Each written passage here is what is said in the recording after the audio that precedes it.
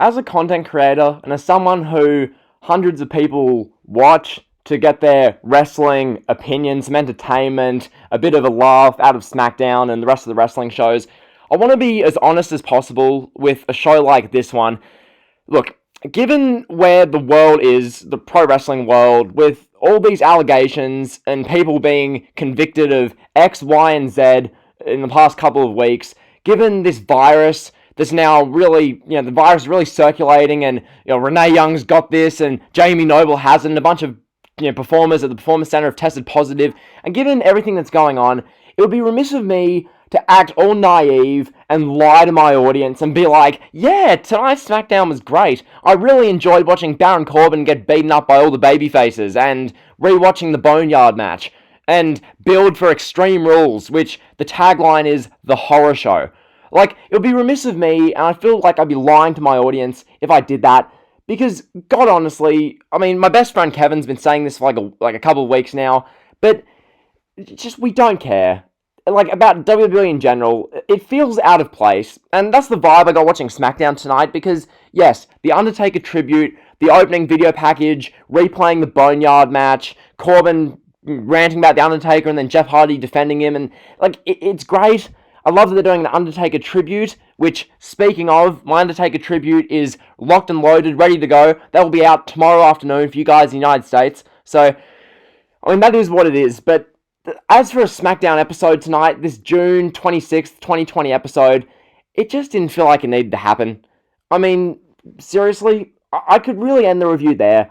It was just kind of out of place. It was a 2-hour wrestling show, and people are going to say it's good because, oh, well, how can you say a show which replayed the Boneyard match was bad? Okay, how about this?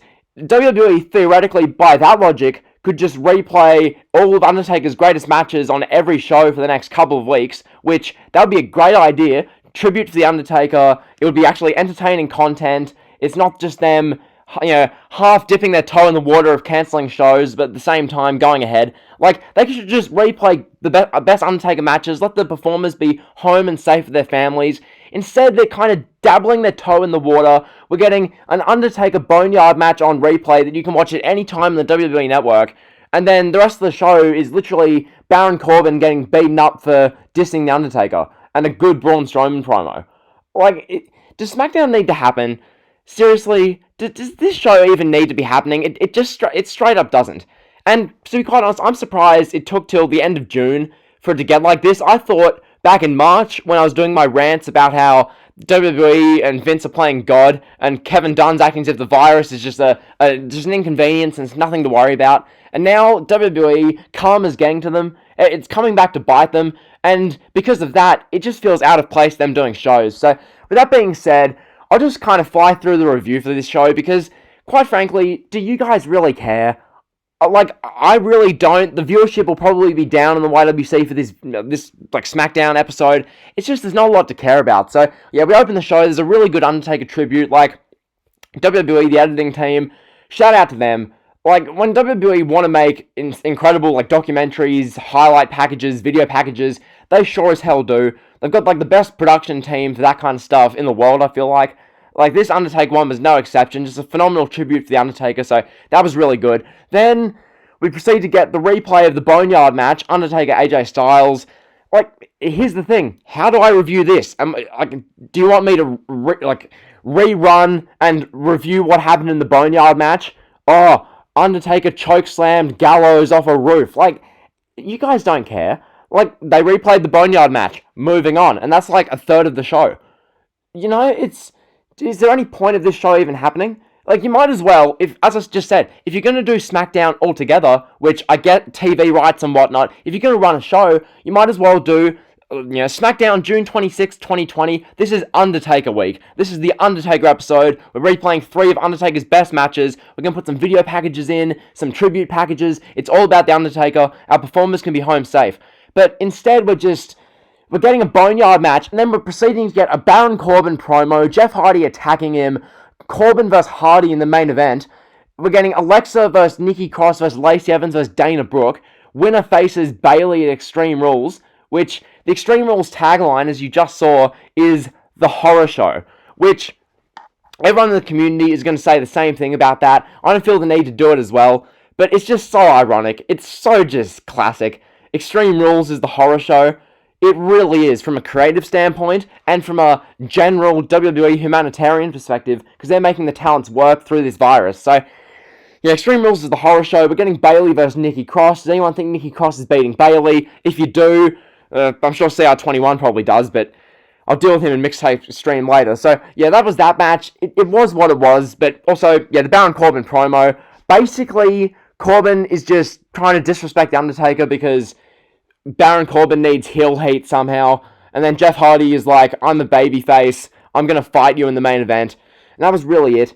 Like, this felt like a holiday episode. It felt like an episode that didn't do anything to build to Extreme Rules. Like, I get people are going to say, oh, well, but now we have a SmackDown Women's title match confirmed. Do you care? Like, I'm gonna do, like, ASMR like this. Do you really care? Seriously? Do you care that Bayley's facing Nikki Cross? Are you going to drop everything you're doing, grab the popcorn, the beer, the chips, and sit down on your couch to watch Bayley versus Nikki Cross? Quite frankly, this would be my bathroom break at Extreme Rules, the horror show, so that's just me. So, yeah, anyway, we get that. Then we proceed to get the New Day and Lucha House Party versus Miz, Morrison, Cesaro, and Shinsuke Nakamura. They're just throwing the SmackDown tag division in an 8-man tag. Who really cares? This was seriously, once again, picture Bruce Pritchard and Vince McMahon in the creative meeting. Bruce, pal, what are we going to book? What are we going to book for the tag teams, Bruce? And Bruce is probably like, Vince, I love you. Throw the tag teams on the ring, Vince. Vince, I love you. Vince, what do you think, Kevin Dunn? If you don't wear the mask, you're not a real fan. So that was probably the production meeting. So yeah, we get a meaningless 8-man tag. No one cares. Is anyone like who watches this video thinking, damn, I didn't watch SmackDown, I'm desperate to see New Day, Lucha House Party versus Miz, Morrison, Cesaro, and Shinsuke Nakamura? Just no one is. So New Day and Lucha House Party win. Then we get Braun Strowman cutting this promo, which, I mean, you can see it on screen. God, honestly, I think this was probably Braun Strowman's best promo that I've heard him do. Because usually I make fun of Braun Strowman. I do the whole white trash redneck hick, yada yada yada. You guys know my shtick. But when it comes to Braun Strowman here, there's actually good intensity. The promo was actually showcasing a bit of his talent. So, I mean, it was what it was. It was better than Strowman's regular promos. Good. I think this was the best part of the show, which, when a Braun Strowman promo is the best new content we're getting, you know this show is in an absolute state. So, Strowman cut a promo. Then we get Jeff Hardy, Baron Corbin. Jeff Hardy wins as if anyone cares. Baron Corbin's a loser. And then all the baby faces just assault Corbin to end the show. So that was SmackDown for June 26th, 2020. If you missed it, should you go out and watch the show?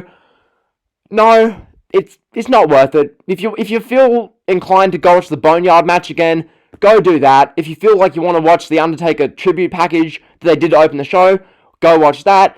But the rest of the show, if you missed it, you missed nothing. Nikki Cross and Bayley is now happening at the horror show, which is a laughable pay-per-view tagline. We're getting what about Jeff Hardy versus Baron Corbin furthered creative build? I don't even know. I'm getting out of here. Like, comment, subs.